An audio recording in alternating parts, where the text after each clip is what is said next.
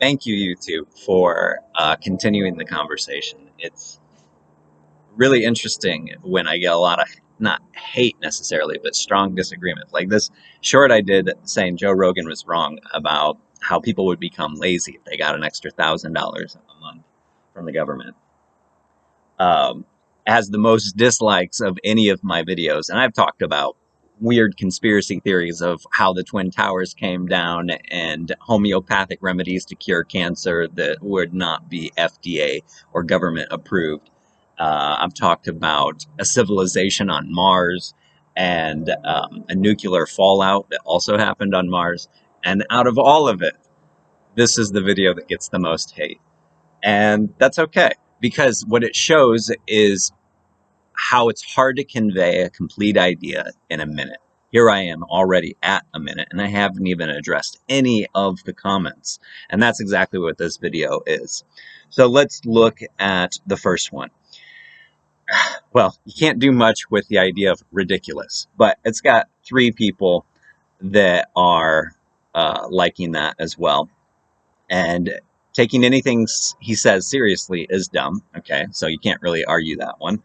Unless he's talking about Joe Rogan, which I also disagree with, because I think Joe Rogan has had a much better sense of reality than most of the cable network news. Is he perfect? Absolutely not. Am I perfect? Absolutely not. And this comment says in New York, or New Jersey, sorry, can't even keep my abbreviations correct. In New Jersey, you can't even pay rent with 1K a month. True. Okay. I don't live in the Garden State, which is, I guess it used to be the Garden State, because anytime that I'd been through Jersey, it was very industrial. So I always thought that was interesting on the highway behind all these Jersey plates that said the Garden State, and it just wasn't there. There were no gardens, at least none of the places I saw. Anyways, okay. If people were paid $1,000, I think they would try and save that money or buy or do things they want. I totally agree with that. Absolutely. But where are some of the criticisms? Here we are.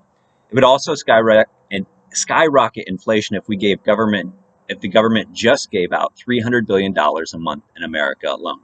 Well, so I did some basic numbers, and I could be wrong on this, but if you follow like Andrew Yang's philosophy on a UBI, or what he called the freedom dividend, which I think is actually a better way of looking at it.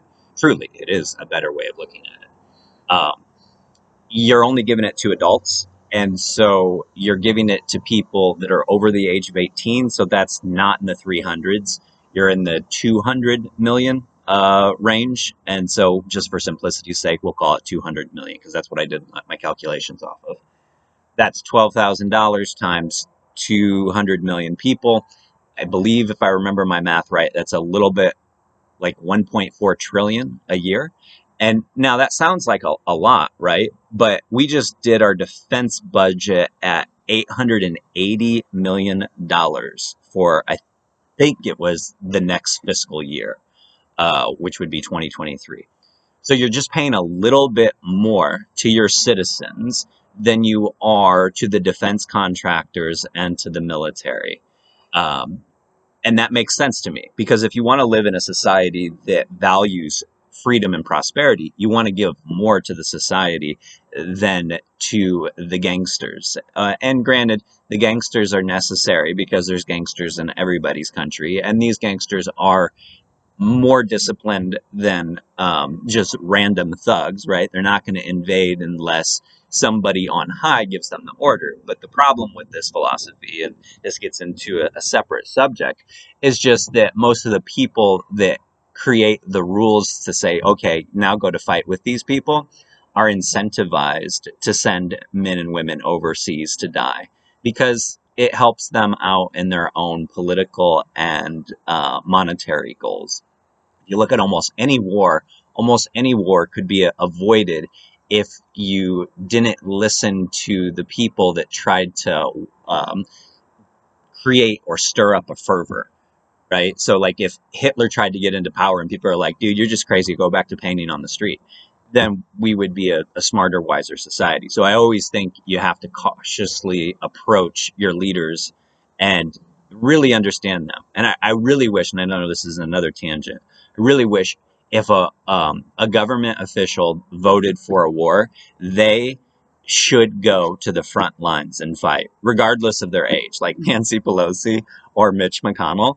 Like, they should be on the front lines of any war, or any politician that does it, because when you're separate from the consequences of war, and you think you live in these little lofty towers of isolation where other people are going to go do the dirty work, you're much more likely to not care, and not care enough about their life. You'll, say some wonderful things at a flowery speech for their death about how much of a great sacrifice they gave you. But really, they're not authentic humans in that moment. They are just totally being controlled by the ego, in my estimation. So that's a large tangent. But the point is, we give the military almost a month, as much a year. And I guess one of the great fundamental principles that I didn't tell you in the short, and I'm sorry it took 6 minutes to get to it, is that I believe in the universal laws. The universal laws are what guide and create all of life. And there are two universal laws that our society doesn't practice that well, or we did practice for periods of our existence better than we are right now. And that those two universal laws are the law of prosperity and the law of abundance. So abundance simply says you have more than you need. There's an abundance. So if any one of us doesn't feel like there's more than enough to go around, it's because our society is not harmonized with this law. And it's because we have antiquated forms of economics still interacting for not understanding all of the different services. And maybe there's some other nuances to it. I haven't completely comprehended it. But think about it before. 100 years ago, in 1922, you did not have a cell phone bill. You did not have probably car insurance. You probably did not have a internet bill. Probably didn't have homeowners insurance. If you bought your house and you didn't give them 20%, you probably didn't have private mortgage insurance. You just had the new income tax, but the new income tax was only for the wealthy 1%. So you didn't even have income tax. And you didn't have social nets like securities or Social Security or Medicare. So you didn't have those taxes. So you basically weren't taxed anything, but you had to rely on charity or family to survive when you couldn't work anymore. And in some ways, I think that was a good thing, because it meant you needed to be a nice human to your people. I'm not saying people always were, but the world was very different back then because there were so many things. And what did the dentist do? I don't even think, maybe in the 1920s, the dentist was doing gold fillings, but probably more often than not, they were just pulling out festering teeth, right? So most people didn't have that, or if you were real fancy, maybe you did have some wooden teeth or something like that to chomp things up. So you didn't have to be like a duck. Uh, the point of this story is that modern society has more expense because there are more services, and the wages have not kept up with that. In fact, they've actually decreased in that. The minimum wage in the federal government is $7.25 as of right now. When you count for inflation and the fact that it's been depegged from metal, you're actually looking at something that is less than the amount of money that was given to people that were working in the 60s and the 70s. And part of it, there's payroll taxes, right? So your employers have to pay for taxes. And now there's new taxes where they have to give you health care if you're a full-time worker. So the pressure from the government, the way they pressure employers, is to stagnate the wages because you're getting these other quote unquote services. And to some degree, yeah, you're getting those services. But again, our society is not doing economics well. And the one of the points that I wanted to mention that is also talked about here, one of the the commenters asks, "Where's this money come from?" And I just respond with the same question. Well, where's it come from now? It's created out of nothing by the Federal Reserve board of governors, right? And then it's lent to the Treasury Department, and, and then there's a bond created, and then that money comes into circulation. And you can also go to a bank and get a home loan. And the Federal Reserve has a discount window for all the banks because it's all one big cooperation, if you will, or cartel, depending on how you look at it. And so the money comes out of nothing. They literally make it out of nothing. It's not pegged to gold anymore. There's some loose associations with it, and there's a free floating exchange rate with all the other central banks of the world. So this is fiat money, promissory money. It's not real money. So if we're going to play the game of not real money, why don't we make it the most advantageous for all people, which is to make it interest free and to also therefore make it debt free. When you have to create money and that money has to come back to create a balance, you are enslaving people through debt.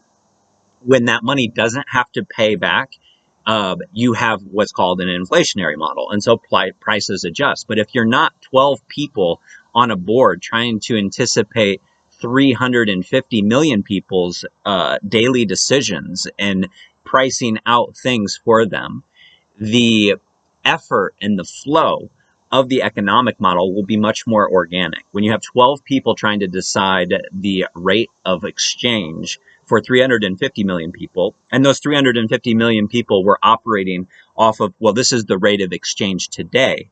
And then, you have a federal meeting, and then what happens? When you have a federal meeting, you end up raising the rates. And all of a sudden, what everybody has known outside of the market is now changed. And it takes a little bit of time to trickle down. But that creates the greatest instability because people that were depending upon the equity or the liquidity of the market being a certain way may have leveraged themselves. And you can argue that, sure, they should anticipate this. They should learn the market. But the market is bigger than 12 people. So we should never give this power to 12 people. There should be a zero rate of interest, zero rate of interest. And so what that causes is inflation. Yes, that will cause inflation. But when you're spending $900 million a day, and this was something that I just checked, so I'm sure my numbers are accurate here. 900 million, I say that, and then I question whether or not that's true. It was either 90 million or 900 million. I think it was 900 million, but let's check. When you question this religion of the Federal Reserve, you get a lot of hate, and that's reasonable. Anytime you question somebody's religion, you make them experience their insecurity, and so most often they project it back at you, and that's fine. Yeah. So our national debt, according to the Peter G. Peterson Foundation. Wow, Peter's parents wanted to name him Peter, but they already had Peter and Peterson, so I guess there wasn't enough Peter in the Petersons. What we look at here, inflation. Yep. So I was right. $900 million a day on interest. If you add that up and divide it by that same 200 million people that I was planning to give $12,000 to a year, it adds to $1,600 a year per adult in the United States that our government is costing us because they work with a private cartel called the Federal Reserve. It's supposed to be independent, but it is. And so it doesn't have the same auspices or the same mandate to be of the people and for the people. It has the mandate to be a bank. And banks like to make money. And so they're going to make money off of you and I. So we, as a society, need to wake up out of this. Like simple math here, folks. It's not hard. Like this is not trigonometry. This is not algebra 2. This is not calculus. This is simple math. 0 never equals 1. And that's what the illusion of the Federal Reserve is. Like they're going to create something out of thin air right now. Right? Like it made a little bit more sense when the money was pegged to gold, because gold is tangible and it was definitely a thing that had more inherent value than, because it wasn't nothing. Gold is something. Gold is effort, and you can only inflate the money supply based upon how much gold you had. And so there was a constraint. And so in that, interest made sense. Now that we're depegged, thanks to Nixon, and sometimes I hear depegged and pegged, and my mind goes to places, and it's just kind of funny. But that's a inside joke for anybody that knows. Um, but when you depeg the currency and make it completely promissory, completely fiat, you then actually have the opportunity to do it differently. You don't have to do it based on interest. And the fact that our society is not pressuring politicians shows how ignorantly uneducated we are in this subject. So I hope this has helped, and maybe it has, maybe it hasn't. I hope it has, because this is a really important subject. And if we want our money supply to work for us better, we need to align with the universal principles of prosperity and abundance. When we align with those prosperity and abundance principles, we have greater success. Now, this is not some pie in the sky dream, it's reality. It's just, is our society intelligent enough to live up to this standard? And I think it is, but at the same time, I think there's a lot of growing up that we need to do. We need to discard a lot of what we've learned in our propaganda institutions, primary schools, secondary schools, all of those things, because they indoctrinate us to not question this aspect of our life, because they just think, like, and the smarter ones, maybe not the most ethical, but the smarter ones understand that, like, finance is where the magic is. Like, that's where you can create the most money. And so people that are really driven by money are going to find themselves in finance as bankers, or find themselves in legal institutions where they understand that, like, wow, if you can get some laws written in your favor, like, that makes a huge difference. And that's a whole nother subject of how modern society limits entrepreneurship, and how America is on the decline because we have so many regulations. Like, we became successful in part because of the land grabs, in part because of the wide open spaces after we took the land, in part because, and this is a bigger one in my opinion, because we had very little regulation and oversight. So people were free to do what they wanted. And this brings me to my last point. The last point that I will say here is that people will be lazy for a period of time, but humans aren't lazy inherently. They're lazy when they are playing a game that they don't think they can win.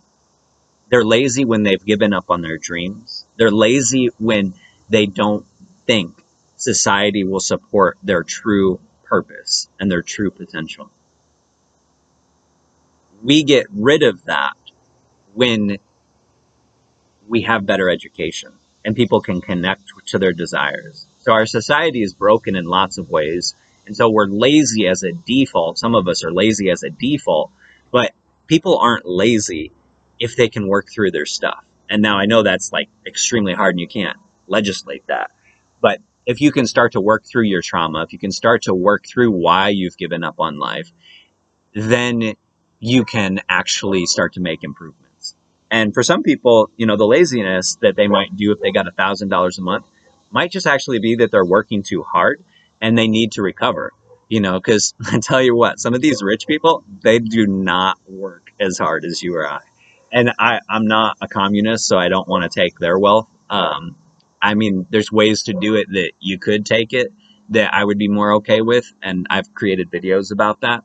Um, Primarily that you would raise the income tax, even though I've talked about how there used to not be an income tax. And the idea there is that still 90% of the population would get a tax deduction, not a tax increase. So I don't think people are inherently lazy. I think people that are traumatized, that aren't taught well how to be themselves, are lazy.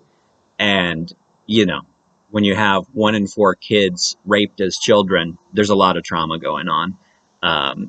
Not saying all those people turn into drug users and the lazy people, but some of them could be eating the crappiest food on the planet, and that's why they don't have any energy, or it's the fluoride in the water. Like, there's so many different ways we could talk about why are people lazy, that I don't think people are really lazy. Like, and this is the fundamental reason why I disagree with Joe Rogan, is that abundance and prosperity is present as a universal force. Joe didn't create it. I didn't create it. God created it. And the laziness is a symptom of a problem. It's not inherently human. There you have it. Love you guys.